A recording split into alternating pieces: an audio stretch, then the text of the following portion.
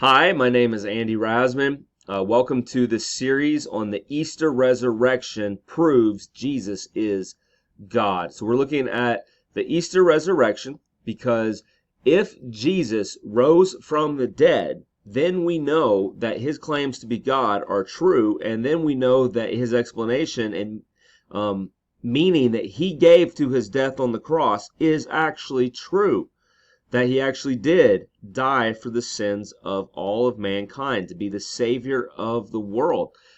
This is an event that, if it happened, it shows that the Christian message is true. If it did not happen, it shows the Christian message is false. No other religion has such an objective, external, historical event um, as its central claim that can be verified through historical means to show that the religion itself is true or false. So that's what we're going to be looking at in this series. It's a 6-part series. This is part 1. Let's get into this.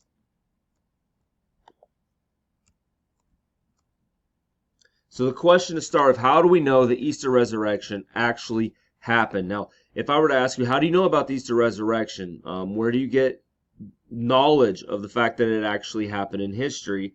Most people would have to end up saying the Bible, and I think that's accurate. You can find people writing about the resurrection outside of the Bible.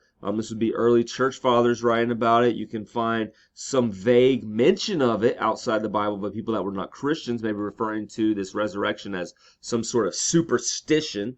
To my knowledge, that's kind of the best that we have. They didn't necessarily name explicitly in the writings that have survived to us a resurrection, but referred to it as a superstition. And when you have the Bible and you have the writings of other early Christians, you can figure out the superstition they're talking about is the resurrection. But we'd have to say the Bible.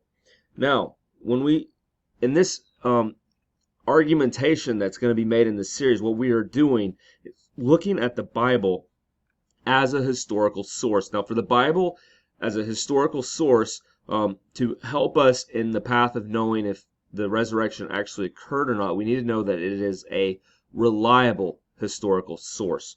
And to make such a discernment, there are 3 tests that can be given to any document which has historical claims in it to see if that document is historically reliable or not. And these 3 tests I'm getting from a man named Chauncey Sanders, who was a military historian.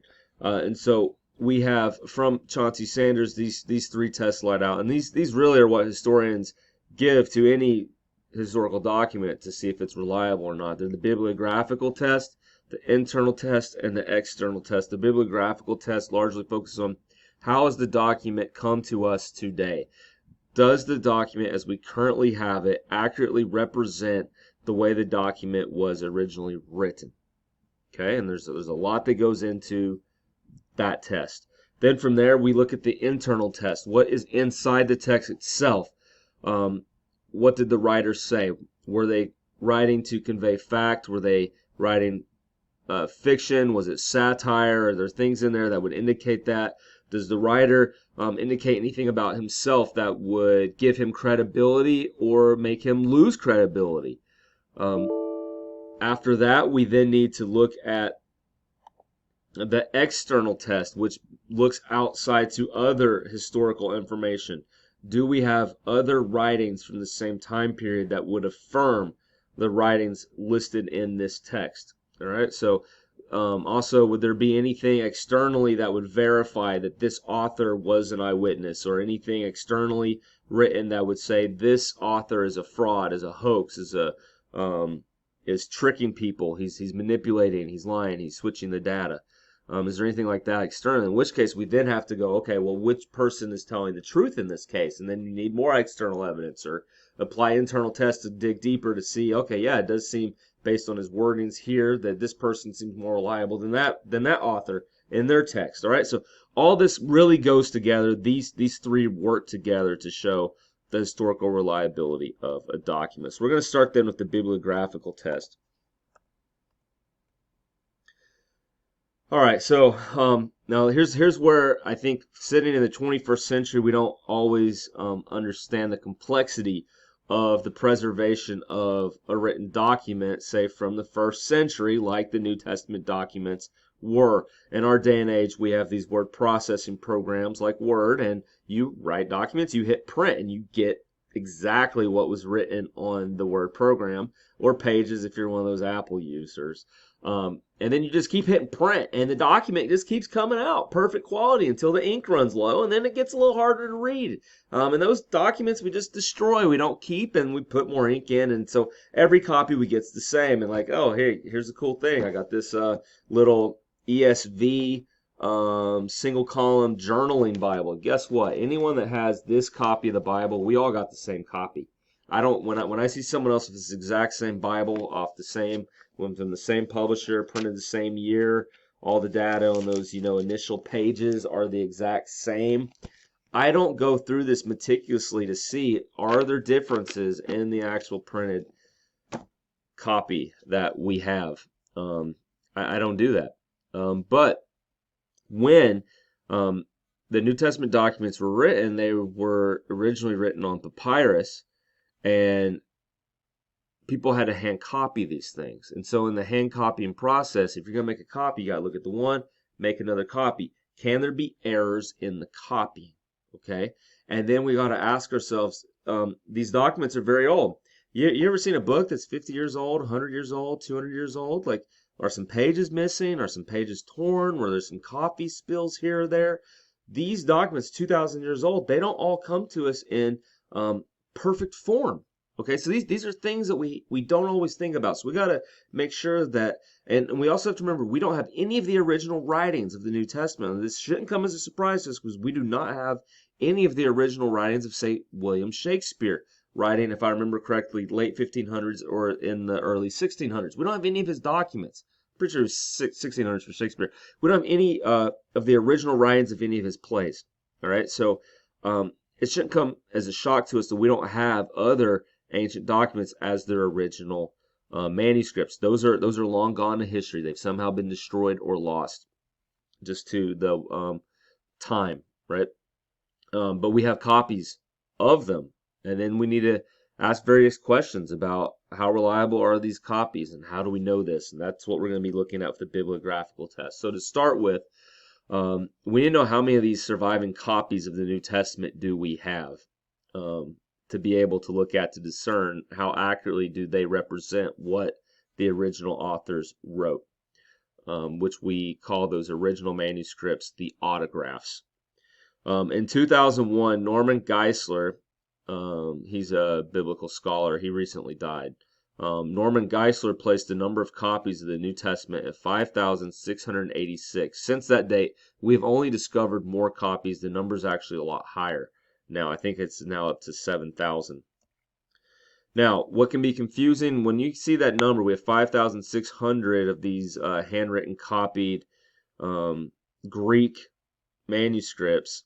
They're not all the full New Testament, okay? So that number can be deceiving in some ways. For instance, John Ryland's papyrus. This would count as one of those in that list that Norman Geisler had, yet the John Ryland's papyrus is far from a complete New Testament. It's far from even a complete book of the New Testament. It only contains John chapter 18, verses 31 to 33 and 37 to 38. Now, it's really good, though, in that it dates to AD 110 to AD 140. And we know John's Gospel is dated from AD 60 to AD 90. That means this would be a surviving document that could be potentially 20 to 50 years removed from when its original or the autograph of it was created. And so that's actually a very short time window from when the original to this first surviving copy is. And we'll get more into why that is so good in the future. But just know when people say we have X number of copies of New Testament manuscripts, they don't mean we have all of the New Testament that many times in hand copy. Now here's another important one that we have in that list that Norman Geisler gave, or that number figure that Norman Geisler gave. We have Codex Sinaiticus. This contains the complete New Testament and the complete Old Testament. And it dates to the middle of the 4th century, which is awesome. That is really great dating, and I'm going to get in to show you why that's such great dating.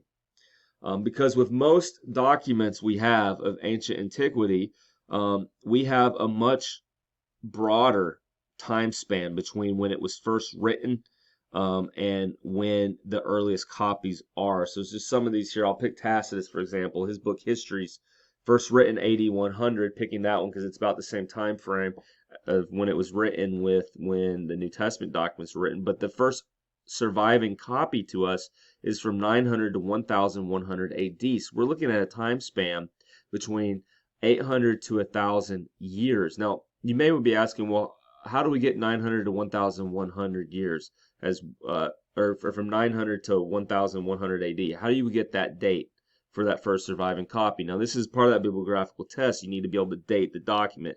And dating the document comes from what type of material were people using to write with in what century. Okay, so like we know the original documents were likely written on papyrus that was being written in, but then you saw like Codex Sinaiticus.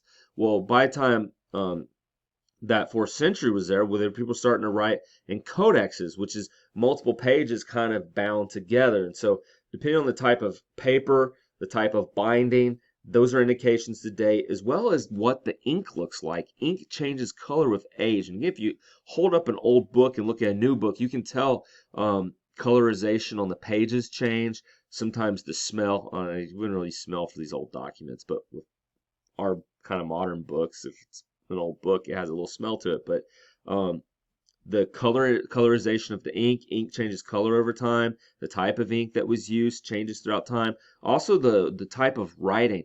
When the New Testament was first written, the original autographs, Greek was being written in all capital letters, and from my understanding, no spaces. All right. But then as time went on, they added spaces, they added capitalization, lowercase letters, punctuation. All this stuff begins to emerge within the Greek language as it goes. So you can begin to date documents based on things like that. So there you go. Tacitus's History, first surviving copy, 800 to a time span of 800 to 1,000 years after when it was originally written. And how many copies do we have of it? 2. All right, now look at the New Testament there. AD 350, that Codex Sinaiticus for the first complete manuscripts, right? The whole New Testament. That's a span of 300 years. Number of copies, 5,000 plus in Greek. It's amazing. Why is having so many surviving copies a good thing for historical reliability? Well, I think it's pretty obvious. The more copies that you have, you can compare them and see if there are differences. If you only have 2 copies, like of Tacitus's History, you can't verify so much if there is copy differences. But if you only have 2 and you can see some drastic differences between the 2 copies, you know that there were some errors made. But the more copies you have, if you have a lot of copies and you see few errors, few differences, then you know that the copying process was very good. And if you have a good paper trail, like John Ryland's papyrus for the Gospel of John, very close to when John was originally written, and then you have some in 200 AD, some in 300 AD, some in 500 AD, some in 900 AD, and you begin to compare throughout all those different centuries, and you see that, hey, there is good copying throughout. Or if you begin to see, oh, wait, around 500 AD, there seems to be a little addition to the text right here. We can pinpoint that and be able to say the earliest copies don't have that, so this little bit here likely was added later. It's awesome. That's what you can do when you have so many copies of a historical document. Now, this one here is beginning to look at kind of what I was talking about. You get the date of the events with the date of the writing. All right, so then you got to look at what was the time span between the event and the writing, in addition to when the text was written and when the first surviving text is. And you begin to see like a whole lot of great stuff going on here. And then you get to look at the author, when the author lived, based on the events recorded, to see the time between the writer and the dates. And you can see here, just looking at this chart, that the Bible is head and shoulders above any other ancient document in its time gaps from the event to the writing, and then from the writing to the first surviving copy. Head and shoulders above. It is awesome. This all gives great credibility to the reliability because we can, again, like I said, have a good chain to show that things weren't lost or added throughout history of the copying. Now, here's a guy that tries to say something different concerning the Bible.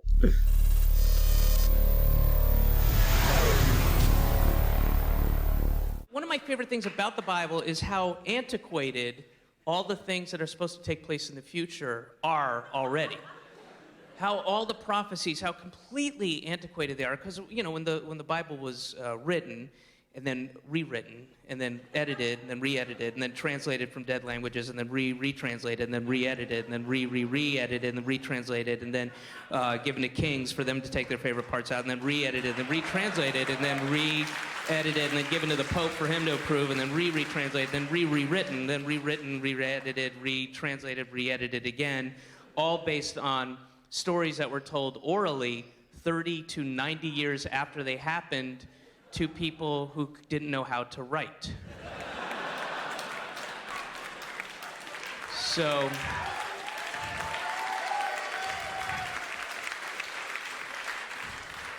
I guess what I'm saying is the Bible is literally the world's oldest game of telephone. Oh, isn't David Cross such a funny man? Not being serious there. All right, so I do want to address some of what David Cross just said before getting into this internal test stuff. So let me pop this up to my big screen here. Okay, so quite big difference, right, from what I showed to you and what you see. I think what he's talking about may be something that you see more of Islam.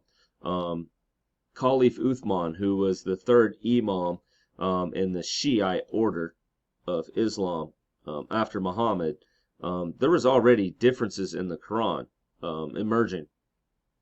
And he took all the copies of the Quran and said, this is the correct copy, this is the one we're going to use, and he burned all the rest.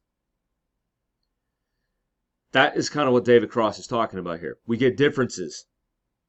And we don't, and someone in power says this is the authoritative one, burn all the rest. We don't see that in the Bible. I think what he may be thinking about is how the church rejected certain books, like the Gospel of Thomas, for instance, Gospel of Judas, some of these other, what we would call Gnostic Gospels, emerged. They're not part of our New Testament. We did intentionally say those are not biblical, but why? Why did we make such claims? It is because those books emerged later in history. They emerged in the 2nd century, 3rd century, when the apostles were no longer alive. So we know they emerged outside of the apostolic circle. That's the reason they're not in the New Testament. They did not have the weight of having come from an apostle, which moves into the internal test that we're about to look at, because who wrote these, right? That matters. That gives reliability to them. Now, as a Christian, the reliability comes from the fact that they actually walked with Jesus, talked with Jesus, knew Jesus, and had his seal of approval given to them to be his representatives. Now, that also gives credibility historically, because that means they would have been eyewitnesses of Jesus. The Gospel of Thomas and some of these other Gospels, they emerged late in history. We know they weren't written by the Apostle Thomas, and that's why they never had credibility. Plus, they contradict what we see in the New Testament. So that's where people like David Cross go, oh, you just removed them because they contradict the books that you like. It's like, no, we removed them not because they contradict. That's one reason they're not in there, but we also removed them because they're not from the apostle. So that's why. And then this whole copying, changing, well, we have a paper trail throughout the centuries, and we can see the changes that might have been made. And the changes, the type of differences that we see between the texts is very minor. The differences are sometimes mistakes in spelling, or word order, Jesus Christ instead of Christ Jesus, things along those lines. So the differences are not drastic, and when there are differences that may be drastic, there are marks in the Bible for them. One of the ones that is always, I think, pointed out the most is the end of Mark chapter 16. Pretty much any Bible worth its salt has something here that tells you what's up. So if you look at this one, there's this little bracketed out area right here. This bracket in chapter 16 what it says is some of the earliest manuscripts do not include 16:9-20, which is awesome. Then you can look down, it has a footnote for number 7, and it says some manuscripts in the book with 16:8. Others include 9-20 immediately after verse 8. At least one manuscript inserts additional material after verse 14. Some manuscripts include after verse 8 the following, but they reported briefly to Peter and those with him all that they had been told, and after this Jesus himself sent out by means of them from east to west the sacred and imperishable proclamation of eternal salvation. These manuscripts then continue verses 9-20. So it's there. That's a difference that we have seen because we have such a great paper trail. If we didn't have a great paper trail, didn't have so many copies, we may not be able to make a mark like that and say, hey, there's something different here. Earliest manuscript copies don't have this. This is likely a later edition. All right? We're not removing it. We include it. We just bracket it. So David Cross is way off base, especially making the comparison to this being a game of telephone, because we know the game of telephone, you are intentionally trying to hide and keep the message from being known. It is verbally transmitted, not transmitted through writing. And when it is verbally transmitted, it's done in a way that there would intentionally be errors for a funny ha-ha moment. And sometimes the funny ha-ha moment is intentionally created by someone along the chain, but you don't know that because it's being passed one person to another person to another person, whispered in an ear. It's intentionally done to create a funny ha-ha moment at the end. This is way different. You have the copy in front of you. You get to then make a copy of it by hand. Both copies still exist. And if you have one, you have access to the other. It's one of those things like this is not anyway remotely the same. But let's keep going. I just wanted you to hear how some people would try to represent the Bible and why they're wrong based on the evidence that we have bibliographically. So the internal test, we now move into this. Does the document indicate that it should be interpreted as fact or fiction? That's a big thing. If there's indications that this should be fiction, then yeah, you shouldn't hold your hat on it as being true. Does the author claim to be an eyewitness or reporting hearsay or writing generations removed from the event? If you can find that out, now you have more weight to say if they're a reliable witness or not. If they say, hey, this is what I heard from a friend of a friend that knew someone. Okay, great. That's not very helpful. You didn't even name the friends. Or they write generations removed, and they can't even have hearsay. Does the text have internal contradictions that make it unreliable? Does the author make statements that go against known facts? You can see that in answering these questions, likely the external test has already been utilized in affirming the internal evidence of the documents. And so what we want to first look at concerning this internal evidence is asking the question, who wrote these books? And when we ask this question, here's the answer that we find concerning the New Testament. The New Testament has 9 authors. And these authors, we then want to ask, what do they say about themselves in their writings? Here's what we find in their writings, in the text itself. They claim to be eyewitnesses or wrote based on eyewitness testimony. I have verses listed there for you that you can look up right now and verify this. Look those things up and see them. Luke 1:1-4 is one of my favorites on it. He directly says he's not an eyewitness, but that he did a careful investigation into the matters concerning Jesus of Nazareth, speaking to eyewitnesses, speaking to people that were there, and even speaking to people that were there from the very beginning. Now, I think that's one reason why Luke includes so much information about Jesus' birth, because he was speaking to people that were there at Jesus' birth. He likely even interviewed Mary. We don't know that for sure, but he's saying, I did a careful interview. I interviewed people that were witnesses. So we know from the start there that he's got a good footing to be a recording, and also to know he's wanting to convey fact. Careful investigation. But look up those others. See what's there. Now, if you notice, Matthew and Mark didn't have a verse citation in that list. So how do we know they are claiming to convey eyewitness accounts? And then here's another question to be asked. How do we even know that any of the Gospels were actually written by Matthew, Mark, Luke, and John, since they don't say their personal names and their biographies of Jesus? All we see is the top of the start of the book saying the Gospel of Matthew. And we're assuming then that Matthew wrote that gospel, because that's how it's titled in our Bible. But if you get John Ryan's papyri and you just got a few verses there at the end, how do you know? Like when did this name John get applied to this text? And so some people are saying that when you read it, you don't actually ever see in there Matthew saying, "I am Matthew and I saw this." I am Mark, and I'm not an eyewitness, but I'm reliable. Like, we don't get that stuff in the book of Mark. So how do we know these people actually wrote the Gospels? I have another video to play for you. This guy knocks it out of the park to answer some of these questions, and a lot of this then is the external test applied to these documents to know who actually wrote them. Here we go. One of the most common claims that Ehrman makes about the Gospels themselves are that they were not written by those names that are on them. So Matthew, Mark, Luke, and John were not written by Matthew, Mark, Luke, and John. They are written by anonymous authors late in the first century. We don't know who these people are, according to Ehrman.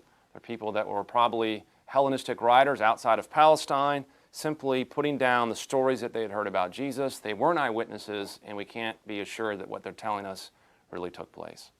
Now, that claim is reiterated often by Ehrman, but there's only one thing that supports that claim. And that only thing that supports that claim is that in the Gospels themselves, they're what we call formally anonymous. What that means is in the text itself, it doesn't say John wrote this or Matthew wrote this. So if you read a letter of Paul, it does tell you that Paul's name is attached to it, but the Gospels are formally anonymous. Now, should that be a concern? Well, actually not. When we think about ancient biographies often were formally anonymous. So the Gospel is leaving the names of the author outside the text formally is not at all unusual. So then how do you know who wrote these books? Well, several ways that we conclude that the authors that wrote them are Matthew, Mark, Luke, and John, and it's simply this. First, the titles of the books. One of the things that Ehrman wants to claim is that the titles that are attached to these documents were added late, probably well into the 2nd century, if not late 2nd century. That's when these titles were added. But that runs into a number of problems. Our earliest manuscripts of these gospel texts all have the titles attached to them, and we can see them. So as far back as we can see, these gospels had the titles with them. But moreover, one has to ask the question, if these titles were a late addition, how is it that we have such uniformity in what these documents were called? If Matthew's gospel, for example, wasn't called Matthew's gospel until late in the 2nd century, then why don't we have a number of copies of Matthew's gospels with different titles, with different names? In fact, we don't possess that. What we find is incredible uniformity across the board of the titles of these gospels. Matthew's gospel is called Matthew, Mark's is called Mark's. It's amazingly consistent, something we would not expect if the titles were added later. Another thing that indicates the titles were added early is the fact that we have Mark and Luke included in the list of titles. One of the things that we know was happening in the 2nd century is that when apocryphal gospels were written, often titles would be picked that had some of the most popular names attached to them. So you have something like the Gospel of Peter, which was an apocryphal gospel. People wanted to attach the most popular apostles' names to their gospels to try to give them extra sort of authority. So if names were arbitrarily chosen for these gospels in the 2nd century, why would they pick Mark and Luke? These were hardly the most popular figures in early Christianity. There's no reason to think that that would have been an extra boost for any particular gospel. These aren't the names we would expect to be picked if, in fact, they were arbitrarily picked in the middle to late 2nd century. In fact, we know from other sources that Mark's gospel is actually the testimony of Peter. That Mark claims that what he's writing down is, in fact, Peter's words. If so, why not call Mark's gospel the Gospel of Peter? That makes much more sense. But instead, what we find is it retains the title, the Gospel of Mark, even though that's not the most famous figure you could give to that book. That suggests historical integrity. It suggests modesty. It suggests truth. It suggests that the titles we have of these Gospels very much are the titles of the actual people who wrote them. There's actually more evidence than that for why we know the Gospels are written by Matthew, Mark, Luke, and John, and that is we have very strong patristic testimony in this regard. Papias, who was an early church bishop in the early 2nd century, tells us and confirms for us that Matthew was the author of Matthew and Mark was the author of Mark. Papias was said to have heard the Gospel of John preach. If so, then he's only one step removed from the apostles themselves. Also, church father by the name of Irenaeus in the late 2nd century tells us that these 4 Gospels were written by Matthew, Mark, Luke, and John. Where would Irenaeus have gotten his information from? Well, we're told in the other early Christian writings that Irenaeus was a disciple of Polycarp, and Polycarp was a disciple of John the Apostle himself. So whatever Irenaeus tells us about the authors of the Gospels, most likely he got that from Polycarp, who got that from the Apostle John. That is a very reliable historical sequence. There are very good reasons to think that Irenaeus knows better who the gospel authors are than modern scholars. And so if we take him at his word, we have every reason to think the Gospels are written by the names that are attached to them: Matthew, Mark, Luke, and John. Right on. Good deal. I can't really add much to that to make that better. But what I will do is show you some of the quotes of early church fathers that can verify the things he was saying. If you're like me, you've heard for many years that, Mark is really Peter's gospel, as that gentleman just expressed to us. But how do we know that? Besides just a pastor has told us that. It is found in history. Okay, so I'm gonna go through some of this external evidence to help affirm who wrote the Gospels. Okay, so a quote from Papias, Bishop of Hierapolis, disciple of John, as recorded by Eusebius. So this is not, this would be the words of Papias, but it's recorded by Eusebius, someone that's recounting Papias.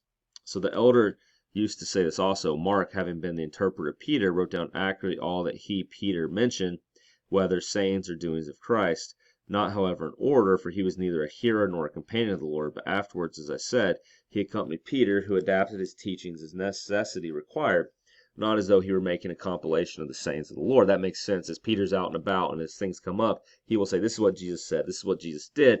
He never was necessarily laying out blow by blow in chronological order. So Mark's trying to, from everything he heard of Peter, put together the best he can chronological order here. So then Mark made no mistake, writing down in this way some things as he, Peter, mentioned them, for he paid attention to this one thing, not to omit anything that he heard, not to include any false statement among them. A quote from Irenaeus, who was a disciple of Polycarp, a disciple of John the Apostle. So this is very close to being their apostolic circle. Matthew published his gospel among the Hebrews in their own tongue. To my knowledge, we don't have that one surviving to us. So first it was written in Hebrew. Amazing. When Peter and Paul were preaching the gospel in Rome and founding the church there. After their departure, that is death, which strong tradition places in the time of the Neronian persecution in 64, Mark, the disciple interpreter of Peter, himself handed down to us in writing the substance of Peter's preaching. Luke, the follower of Paul, sat down in a book the gospel preached by his teacher. Then John, the disciple of the Lord, who also leaned on his breast, this is a reference to John 13:25 and 21:20, himself produced his gospel while he was living at Ephesus in Asia. I love this. And so this to me gives a good explanation for why we have Matthew, Mark, Luke, and John in the order that they are in. Irenaeus says this is the order that they were actually written. Irenaeus also said, for as there are 4 quarters of the world in which we live, and 4 universal winds, and as the church is dispersed over all the earth, and the gospel is the pillar of the church and the breath of life, so it is natural that it should have 4 pillars, breathing immortality from every quarter, and kindling the life of men anew. Whence it is manifest that the Word, the architect of all things, who sits upon the cherubim and holds all things together, having been manifested to men, has given us the gospel in the fourfold form, but held together by one Spirit. So this would be a recognition that the early church only saw 4 gospels and only had 4 gospels. And that when others emerged, the early church didn't recognize that. This is why we have 4, not 5 or 6 gospels in our New Testament. All right, guys, this is just the start to the Easter resurrection proves Jesus is God. You have to start with the Bible being a historical, reliable source. I think you see from the bibliographical evidence that the Bible stands head and shoulders above any other document of ancient antiquity, and in terms of its number of copies, in terms of the dating of those copies to the originals, the dating of those the originals to the events they originally record, the fact that it's written by eyewitnesses or people that were writing based on eyewitness testimony. If you can't trust bibliographically the New Testament to be reliable, then you would have to pretty much throw away everything else you have in history, because the Bible is better on the bibliographical test. Internal test passes with flying colors. External test, we got a lot there that supports what we see internally. So this comes out as a really great historical document in reliability. And so from here, we're going to move into more of the argument as this series progresses. The next part we'll look at Jesus claimed to be God. So from there, we look at the Gospels. Did Jesus claim to be God? From there, we look at, did Jesus actually die? Was he actually buried? Was he actually raised? In terms of him being raised, more than just there being an empty tomb left behind. Part 4 looks at the witnesses of the resurrected Jesus. People actually saw him back from the dead. Why should we trust their witness testimony? And then from there, we look at alternative explanations for the evidence.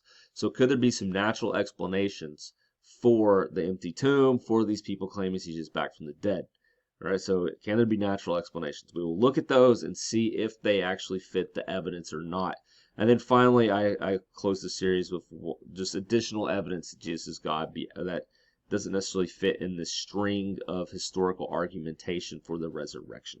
Guys, I hope you're excited for this series. I hope you stick with it till the end, because this is just an awesome thing, and I think it all points to that God really does want us to believe in him and to be able to trust that he did send his son into the world, Jesus of Nazareth, to die as an atoning sacrifice for all of us. And that it's really good news.